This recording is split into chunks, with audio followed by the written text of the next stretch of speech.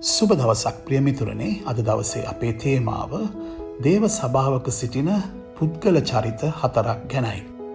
මේ සඳහා බයිබල් කොටස් වන්නේ මතෙව්තුමන්ගේ සුවිශේෂයේ 13 වෙනි පරිච්ඡේදය, මාර්ක්තුමන්ගේ සුවිශේෂයේ 4 වෙනි පරිච්ඡේදය, ලූක්තුමන්ගේ සුවිශේෂයේ 8 වෙනි පරිච්ඡේදය. ක්‍රිස්තුස් වහන්සේ විසින්ම දේශනා කරන ලද මේ කොටසේ බීජය ලෙස සලකන්නේ ස්වාමින් වහන්සේගේ වචනය.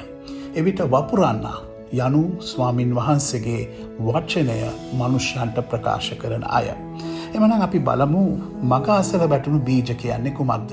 එනම් වපුරන්නාගේ අතින් සිදුවන වැරදි කීපයක් ගැනයි දැන් අපි බලන්න යන්නේ. පළවෙනි කරුණ තමයි කෙනෙකුට සුභාරංචිය කීමේලා ශුද්ධාත්මයන්න් වහන්සේගේ මඟ පෙන්වීම අවශ්‍යයි. මොනයම් සේවයකදීත් ප්‍රිය මිතුරනේ අපට එතුමන්ගේ ශුද්ධාත්මයන්ගේ මඟ පෙන්වීමෙන් තොරව ඒ දේ කිරීමට යෑම එක මාංශික ක්‍රියාවක් බවට ඉබේම පත්වෙනවා. එනිසා දෙවෙනි කරුණ වන්නේ පුද්ගලයාගේ අවශ්‍යතාවය පැහැදිලිව තේරුම් ගත යුතුයි. 3. සුභාරංචිය පැහැදිලිව තේරෙන විදියට ඒ පුද්ගලයාට අපි වටහා දිය යුතුයි. 4 වෙනි කරුණ සුභාරංචිය ප්‍රකාශ කිරීමෙන් පසුව තමුන් නිදහස් යයි නොසිතීම. මන්ද යක්ෂයා ඇවිත් ඒ වපුරන ලද නැත්නම් ප්‍රකාශ කරන ලද වචනය නැවත උදුරා ගැනීමට කරුණු කාරණා කරන නැත්නම් පුද්ගලයාට බාධා කරනවා. ඉන් මුදවා ගත හැක්කේ නොකඩවා අපි කරන යාඥාවන් තුලිනුයි. මොනයම් සේවයක් කළත් ඒ සේවාව ගැන අපට ගණන් දීමක් තියෙනවා. ඒ නිසා අපි යාඥා කළ යුතුයි ඒ කරුණ උදෙසා. ඒ පුද්ගලයාගේ ගැලවීම අපට පෙනෙන තෙක්, අපට දකින තෙක්, ඇරීමක් සිදුවන තෙක් අපි නොකොඩවා යාඥා කළ යුතුයි.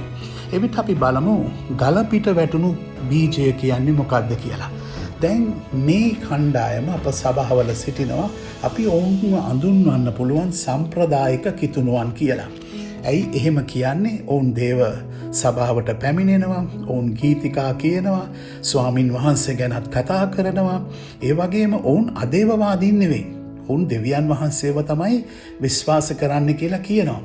නමුත් ඔවුන් බැලූ බැල්මට ඔවුන්ගේ ජීවිතයේ කාරණා විමසිලිමත්ව ඔවුන් වචනය තුල නොවේ ඔවුන් ජීවත් වෙන්නේ. අත්තිවාරම මත නොවේ ඔවුන් ජීවත් වෙන්නේ.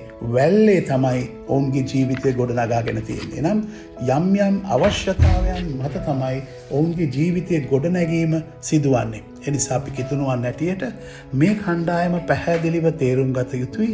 ඒ වගේම අපි දකිනවා මේ අය යේසුස් වහන්සේ ගැන දන්නවා. හැබැයි ජීවිතේ යටහත් වෙලා නැහැ. ඇතුළාන්තයෙන් වෙනසක් වෙලා නැහැ ඒගොල්ලන්ගේ. ඒ වගේම බයිබලයේ ඔවුන්ට ආත්මීක පොතක් නොවේ, ඒක ආගමික පොතක් හැටියටයි ඔවුන් පිළිගන්නේ. ජීවිතයේ කැපකිරීම කරනවා ඔවුන්. නමුත් ඒවා බාහිර ක්‍රියාවන් මිස අභ්‍යන්තරයෙන් සිදුවන අධ්‍යාත්මික ක්‍රියාවන් නෙවෙයි. යම් යම් කැපවීම වැඩක් දුන්නොත් ඒක කරයි ඒගොල්ලෝ. හැබැයි ඒක කළාට ඇතුළාන්තයෙන්ම ඒගොල්ලන්ගේ ජීවිතේ යම් යම් ගැටලු තියෙනවා. ඒ නිසා අපි කිතුණුවන් ඇටියට මේ කණ්ඩායම හඳුනාගත යුතුයි. අපිද මේ කණ්ඩායමට වැටිලා ඉන්නවද කියලත් අපි දැනගන්න ඕනේ. ඒ වගේම මේ අයගේ යහපත් ක්‍රියාවන් තියෙනවා. තම පවුලට ප්‍රේම කරනවා, දසෙන් කොටස් පවා දෙයි. අනිකුත් පූජාවන්ද ඒවටත් සහභාගී වෙලා ඒවටත් උදව් උපකාර කරයි. ඒ වගේම මේ අය සම්ප්‍රදායික කිතුණුවා නිසා ආත්මිකව කෝමා එකකයි ඉන්නේ. ආත්මිකව ඔවුන් සීය නැති තත්වයක ඉන්නේ. ඒ නිසා මොකද වෙලා තියෙන්නේ? ඒගොල්ලන්ගේ ජීවිතයේ අධ්‍යාත්මික ජීවිතයේ සම්පූර්ණයෙන්ම මියදිලා. ඇතුළාන්තයෙන් වෙනසක් වෙලා නැහැ. මේ ඔක්කොම බාහිර ක්‍රියාවන් විදියට අපි දකින්නේ. එතකොට අපි දෙවෙනි කණ්ඩායම ඇටියට දකිනවා ගලපිට වැටුණු බීජය. මේ ගලපිට වැටුණු බීජය කිව්වාම අපට පේනවා ඔවුන් ඉතාමත් බුද්ධිමත් දේවල් තමයි කතා කරන්නේ. දැන් මේ කණ්ඩායම සභාවේ ඉන්නවා. ඒගොල්ලෝ බුද්ධිමත් විදියට තමයි දේවල් බලන්නේ. ඔවුන් සභා ඉතිහාසය හොඳට දන්නවා. එතකොට දේව ධර්මය දන්නවා. හේබ්‍රූ ග්‍රීක වචන කීපයකුත් දන්නවා. ඒ වගේම ගෙදර ගියොත් ක්‍රිස්තියානි පොත්පත් පුස්තකාලයක්ම තියෙනවා. නමුත් ඇතුළාන්තයෙන්ම ඇත්තටම ඒගොල්ලෝ පුද්ගලිකව යේසුස් වහන්සේව අඳුනන්නේ නැහැ. ඒ වගේම මේ අය හරියට පරිසවරු වගේ. ඒගොල්ලන් බාහිර ක්‍රියාවන් වලින් තමයි ඒගොල්ලන්ගේ අධ්‍යාත්මික ජීවිතය පෙන්වන්න උත්සාහ කරන්නේ. ඒ වගේම ඒගොල්ලෝ දේව ධර්මය කතා කරනකොට තර්කානුකූලව කරුණු ඉදිරිපත් කරයි. හැබැයි මතක තියාගන්න ඕනේ ඔවුන් යේසුස් වහන්සේව පුද්ගලික ගැලුම්කරුවාණන් ලෙස පිළිගෙන නැහැ. ඇතුළාන්තයෙන් දේවල් වෙනස් වෙලා නැහැ. පාපයෙන් හැරිලා නැහැ. ඔවුන්ගේ වචනවල පාපය තියෙනවා, ඔවුන්ගේ ඊර්ෂ්‍යාව තියෙනවා, විවේචනයන් තියෙනවා. මේ ඔක්කොම තියාගෙන ඒගොල්ලෝ ක්‍රිස්තියානි ජීවිතයත් ඒගොල්ලෝ නිරූපණය කරන්නට උත්සාහ කරනවා. මතක තබා ගත යුතු තවත් දෙයක් තමයි මේ අයට වඩා යක්ෂයා බයිබලය හොඳට දන්නවා. යක්ෂයා දේව වචනය හොඳින් උපුටා දක්වන්නටත් පුළුවන්. අපි දන්නවනේ යේසුස් වහන්සේ පරීක්ෂා කරන විට යක්ෂයාගේ හැසිරීම. එතකොට ඒ වගේම ක්‍රිස්තුස් වහන්සේ දේව පුත්‍රයා කියලාත් යක්ෂයා දන්නවා. යක්ෂයා ත්‍රිත්වය ගැනත් දන්නවා. හැබැයි වැඩේ තියෙන්නේ යක්ෂයා නිරයට යන්න ඉන්නේ. එහෙනම් මේ අයටත් මොකද වෙන්න යන්නේ?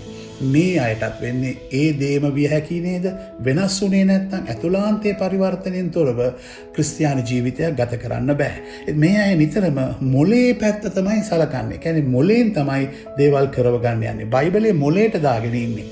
හදවත තුල නිතරම අඳුර තියෙනවා ප්‍රියමිතුරනේ. එතකොට අපි ඊළඟ කණ්ඩායම බලනවා කටු අතරේ වැටුණු බීජය ගැන. දැන් මේ අය ඇඟින් බර කිතුණුව ඇටියට අපිට අඳුන්වන්න පුළුවන්. ඔවුන් රැස්වීමට යනවා, තවත් රැස්වීමක් තිබොත් ඒකටත් යයි. එතකොට සෙමිනා තිබ්බොත්, කොන්ෆරන්ස් තිබුණොත් ඕවටත් සහභාගී වෙනවා. හැබැයි හැම දෙයකදීම හැඟීම් තමයි ඒගොල්ලන්ගේ මුල් තැන ගන්න. පොඩි දෙයක් වුණොත් ලෝකෙම ඉවරයි වගේ තමයි ඒගොල්ලෝ හැසිරෙන්නේ. එතකොට ස්වාමින් වහන්සේගේ අභිමුඛය, ඒ වගේම ශුද්ධාත්මයන් වහන්සේ ගැන පවා ඒගොල්ලෝ වැරදි විදියට තමයි අර්ථකථනය කරන්නේ. හේතුවයි හැඟීම් තුලින් දේවල් බලන නිසා, හැඟීම් වලට මුල් තැන දෙන නිසා ඒගොල්ලෝ හැඟීම් වලින්ම තමයි ජීවිතේ කාරණා තීරණ ගන්න යන්නේ. ඒ නිසා ශුද්ධාත්මයන් වහන්සේගේ හඬ මෙයට මග හැරෙනවා. ඒ වගේම নমස්කාර කරන වෙලාවේ පොඩි දෙයක් බාධා වුණොත්, ඒ කියන්නේ ශබ්දය පොඩ්ඩක් වැඩි වුණොත් නැත්නම් අඩු වුණොත්, ඒ කියන්නේ විදුලි පංකාවක්වත් හරියට ක්‍රියාත්මක වුණේ නැත්නම්, ලයිට් එකක් හරි පොඩ්ඩක් මොනවා වුණොත්, පොඩි ළමෙක් කෑ ගැහුවොත්, පොඩි ප්‍රශ්නයක් වුණොත්, ඒක ලෝකාන්තය ඇටියට තමයි මේගොල්ලන්ට දැනෙන්නේ. එතකොට මේගොල්ලන්ගේ নমස්කාරයක් ඉවරයි. මේගොල්ලන්ට নমස්කාර කරන්න බෑ. ඇයි? හැංගීම් වලට තමයි මුල් තැන දීලා තියෙන්නේ. නිතරම මේගොල්ලෝ අඩුපාඩුකම් ගැන කතා කරයි. ඒවා ගැන තමයි මේගොල්ලන්ගේ හිත පල්ලියට ආවා. දේවමයට සහභාගී වුණොත් ඒ අඩුපාඩුකම් ගැන තමයි හොයන්නේ. යම් දුර්වලතාවයක්, සේවයක් අඩුවක් දැක්කොත් ඒක ලොකුවට විවේචනය කරන්නත් මේ අය දක්ෂයි. මොකද මේගොල්ලෝ හැංගීම් මතම ක්‍රියා කරන නිසා අධ්‍යාත්මික දේවල් වල තියෙන සුළු කාරණා තේරුම් ගන්න බැරුව යනවා. ඒ වගේම මේ අයගේ තවත් දෙයක් තමයි ආශිර්වාද ගැන තමයි මේගොල්ලෝ කතා කරන්නේ. පෝසත් වීම ගැන, මුදල් රැස්කිරීම ගැන, ඒ වගේ කොහොමද හොඳ ජීවිතයක් ගත කරන්නේ, මේක තමයි ඔවුන්ගේ ප්‍රධාන යොමුව. හේතුව ප්‍රේමිතුරුනේ නැවතත් මම කියන්නේ ඔවුන් කැපවීම් කරනවට වඩා හැඟීම් වලට මුල් තැන දෙනවා. විශ්වාසය කියන එක බැලුවත් ඒගොල්ලන්ගේ හැඟීමක් විතරයි තියෙන්නේ. විශ්වාසය කියන්නේ හැඟීමක් නෙවෙයිනේ. ඒක කැපකිරීමක්. ඒ කැපකිරීම පැත්තට එද්දී මේගොල්ලෝ සමහරවිට කැපකිරීම කරනවා, කළාට ඒක ආත්මික වශයෙන් නෙවෙයි, භෞතික වශයෙන්. ඒවා තුලිනුත් ඔවුන් යම් කිසි දෙයක් බලනවා. ඒ බැලීම තමයි ඔවුන්ට තියෙන ලොකුම බලාපොරොත්තුව. ඊළඟට මේගොල්ලෝ බැඳීම් ඇති කරගන්නවා අනවශ්‍ය ලෙස. වස්තුව ගැන, බඩු භාණ්ඩ ගැන, බාහිර ක්‍රියාවන් වල හරියට බැඳීම් ඇති කරගන්නවා. ඒ වගේම මේගොල්ලන්ටම හරියන කණ්ඩායම් මේගොල්ලෝ අදා ගන්නවා. මේගොල්ලෝ වගේම යම් අඩුපාඩුකම් කතා කරන අය තමයි මේගොල්ලන්ගේ හොඳම යාළුවෝ, හොඳම ටීම් එක බවට පත් වෙනවා. ක්ලබ් එකක් වගේ. ඒගොල්ලෝ දේවමයට සහභාගී වුණොත් ක්ලබ් මනසින් තමයි සිටින්නේ. යම් ක්ලබ් එකක කොහොමද සංවිධානයක් වෙලා ඉන්නේ, ඒ විදිහට ඒගොල්ලෝ පුංචි කණ්ඩායම් අදාගෙන ඒගොල්ලෝ අතර තමයි ඒව කරන්න යන්නේ. එතකොට තවත් කරුණක් තමයි ඒගොල්ලන්ගේ ඇතුළාන්තයෙන් තාම මැරිලා නැහැ. ඇතුළාන්ත මනුෂ්‍යයා තාමත් ඉන්න. ඉට්ටපු ගමන ඇතුළාන්ත මනුෂ්‍යයා උඩට ඇවිල්ලා ඔක්කොම අවුල් කරලා දානවා. ඉතින් මේ අය අර කටු අතරේ වැටුණු බීජ සමානයි ප්‍රේමිතුරනේ. එතකොට අපි බලමු සරුබිමේ වැටුණු බීජ කියන්නේ කවුද? මේ අය අවංකවම ක්‍රිස්තුස් වහන්සේව පිළිගත්ත, ක්‍රිස්තුස් වහන්සේට තමුන්ගේ ජීවිතය බාර දුන්නු, අධ්‍යාත්මික දේවල් වලට මුල් තැන දෙන, යාඥාව බයිබලය කියවීම ඔවුන්ගේ දෛනික ජීවිතයේ පුරුද්දක් හැටියට කරන, ඒ වගේම මේ අය නිතරම අර ආත්මික දේවල් තමයි කතා කරන්නේ. වැඩිපුරම ඔවුන්ගේ නැඹුරු ආත්මික දේවල් ගැන. ඒ වගේම යහපත් සාක්ෂියක් ඇතුව ඔවුන් සිටිනවා. අනිත් කිතුණුවන් සමගත් ඔවුන් සමාදානයෙන් සහ ඉවසිලිමත්ව හොඳ සම්බන්ධතාවයකින් කටයුතු කරනවා. ඒ වගේම තව එකක් අපිට දකින්න පුළුවන්. ඒ තමයි මොනියම් අවස්ථාවෙදිත් සභාවේ අනිත් ඇදලිවන්තයන්න සේවයන්ගේ අඩුපාඩුකම් මේ අය විවේචනය කරන්න යන්නේ නෑ.